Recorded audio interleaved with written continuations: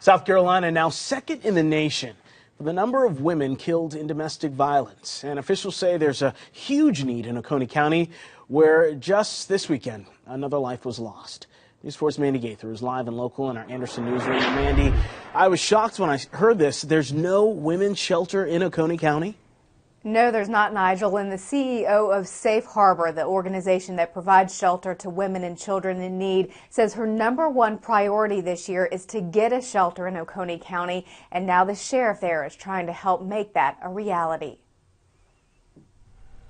In the front yard of her home on Steve Nicks Road in Seneca, the body of Gwen Hyatt was found Saturday. The 58-year-old woman had been shot in an apparent murder-suicide, deputies say, by Wes Fox, a man described by family as Hyatt's common-law husband. Relatives say the two had been together for 12 years, but recently had troubles. Gwen could have stayed with family, but chose to stay at home, wanting to work things out with Fox.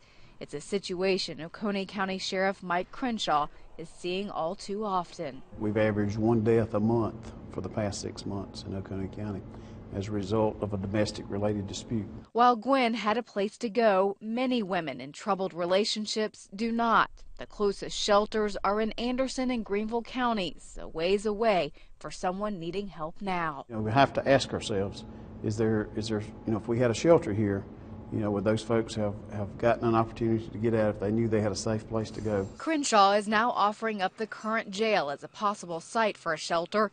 The county has been trying to build a new one, and if that deal goes through, the old one would be available.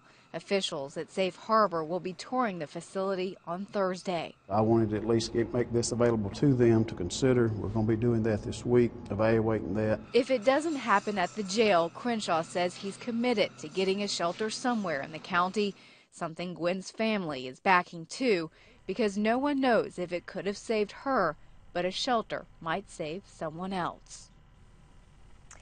And relatives say they want Gwen's life to serve a greater purpose. In a statement to News 4, they said in part, quote, while there's no indication that Gwen was in a habitually abusive relationship, that fact alone does not underscore the need for more awareness of the available services for the victims of domestic or family violence in the upstate of South Carolina.